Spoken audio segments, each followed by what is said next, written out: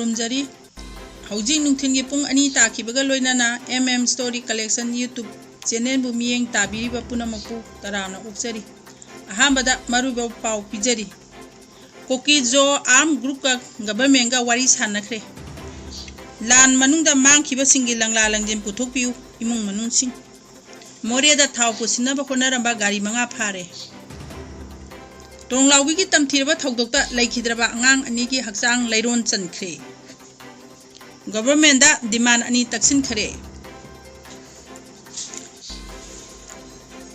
hojik pau sandongna pijari sahi asigi epin tareta kuki militant ni jingnaba singna Trongloubi awang lekai da bong kapsilaktuna chatharakhiba tamthiraba attack da leikhidraba pikliba angang ani की thawai yaudraba hakchang ngasi phagawcha ikhaigi lamthabungda aroiba mathau mangam paktokuna leiron chnkhre leikhidraba anga ani oinam tomthin manga amadi tha makta ngairiba oinam leisnagi thawai yaudraba hakchang ado ngasi ayupung 13 hembada imung manungi mising yauraga dims ki mokta laukibani angang ani du purakpagi lambida miyamna thulaktuna leisu katuna ikai khumna utkhi Manipur police ki maikai degisu pamdaba thaudok sing thoktanaba ngak semagi thabuksu lokhatkhi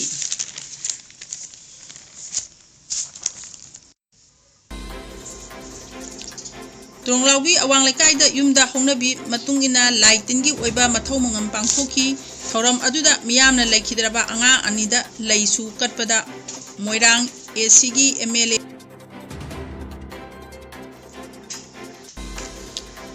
English singani somna kulumdoigi me ahumdagi hauraga tholakhiba irang asida mafang khangdana mangkhiba singi case Mangkiba singi case langla langjin khangdana adumak leikhagadra haibagi imung manung singda nungnangna ba pendaba phawre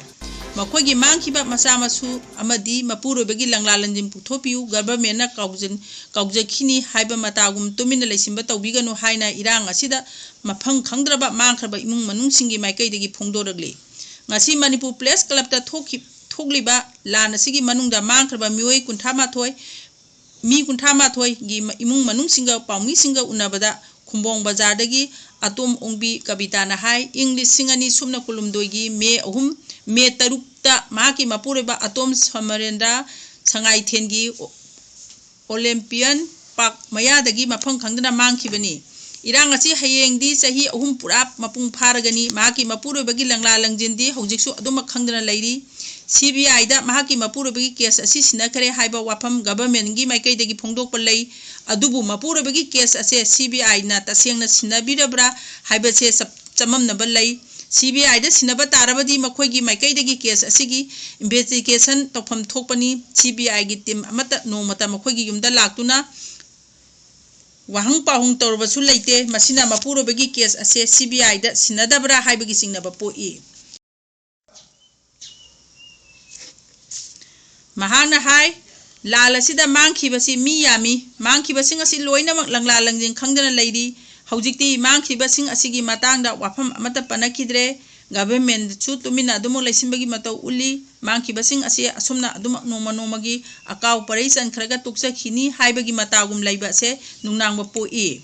imung manunggi mioi khaktamak awa maicha khangauraga leibagi phibam ama lakose tachengna nungaijade mangkhibasing asi imung manung puramba kaya yauri machida mahaki mapuroibasu amani mahaki mapuroiba ase sentence service torambani mahaki mapan tanglaga imung manung hinglambani ipuroibana leikhidraba matungda sahi ohum ase yamna wana hinglagli khara saphanaba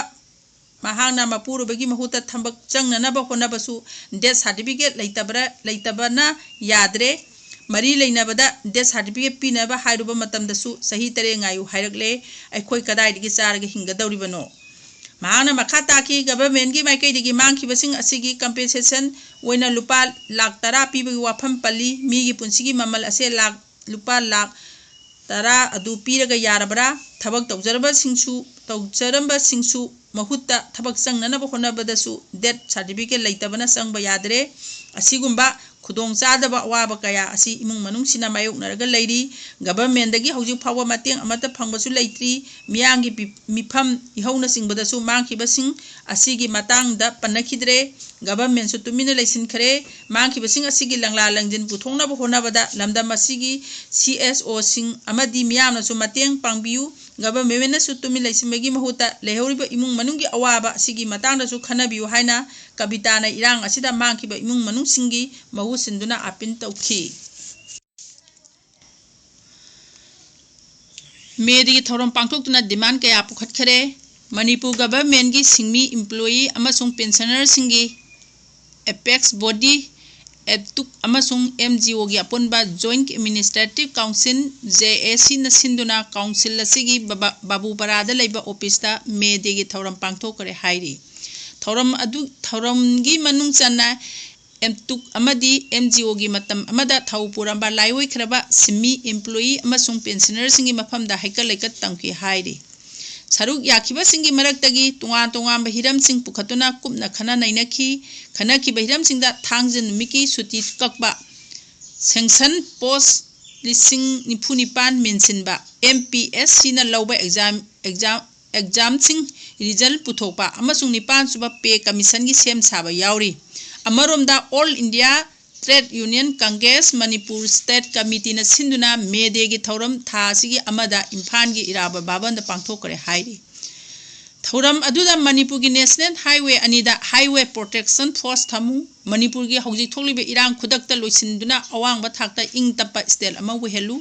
Simi सिंगी अमसु walker खुदिंगमकी था ममंगी खुसुमल लुपा लिसिंग कुंतरु सुक्सोय सोयदना वेहनगदबनी हाइबसिनी national highway सिंदा driver सिंदा मखन कयागी harassment पीरिबा हापतुपा सथरिबा असिना मणिपुर साखोपा कैदोंगतसु पुरलोय मरम मदुना state असिगी economic की फिगन फगनानबा खुदक्ता लेंगांगना थबक पाइखलु हाइबा वाफमजु तक्सिनखी अमरोमदा all Manipur man power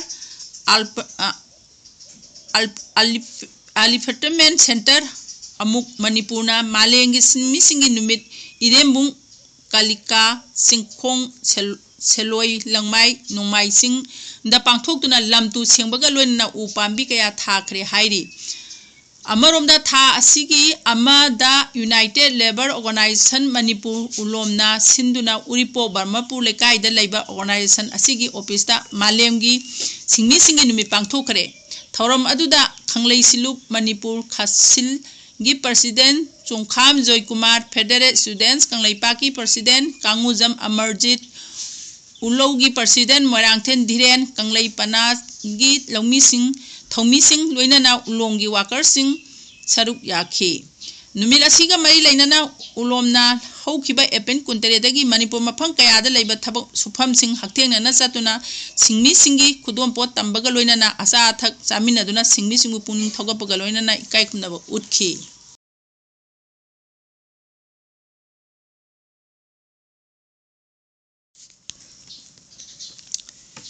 Imphal दगी मोरे तमना नारोंदा पेट्रोल डीजल पुसिनब होनरबा गाड़ी मंगा ड्राइवर सिंग कोनना पुलिस न फारे हाइरी पुलिस दगी फंगबा पाउना हाई हौकिबा एपिन कुंठादा इम्फाल दगी मोरे तमना लो काइना पेट्रोल डीजल पुसिनब होनरबा गाड़ी मरी ड्राइवर ग कोनना फाखी फारबा गाड़ी सिंग अदुदगी पुन्ना पेट्रोल अमसुंग डीजल जावबा कंटेनर कुमंगा फागत की हाइरी पुलिस न फागलबा गाड़ी सिंग अदुदी टाटा मैजिक ड्राइवर एभिंस लंकांग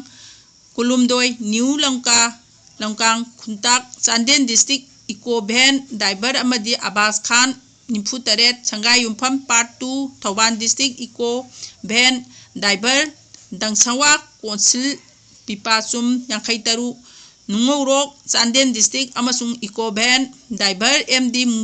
मुजीबुर रहमान 35 सोरा मखा लेकाय कक्सिंग डिस्ट्रिक्ट हाइरी अमरोमदा ngarang मणिपुर पुलिस ना कासिंग डिस्ट्रिक्ट की इरेंगबंदगी लोकाइना मोरेदा पेट्रोल अमसुंग डीजल पुसिनब होनरंबा बोलेरो पिकअप ट्रक अमा ड्राइवर ग कोनना फाखी फारबा ड्राइवर अदुगी ममिंग MD हसन 58 कवी सोरा मनिंग लेकाइदगिनी हाइरी ꯃꯇꯥꯡꯁꯤꯗ ꯃꯤꯠꯌꯦꯡ ꯇꯥꯕꯤꯔꯤꯕꯁꯤꯡꯕꯨ ꯑꯃꯨꯛꯀ ꯍꯟꯅ ꯈꯨꯔꯨꯝꯖꯔꯤ꯫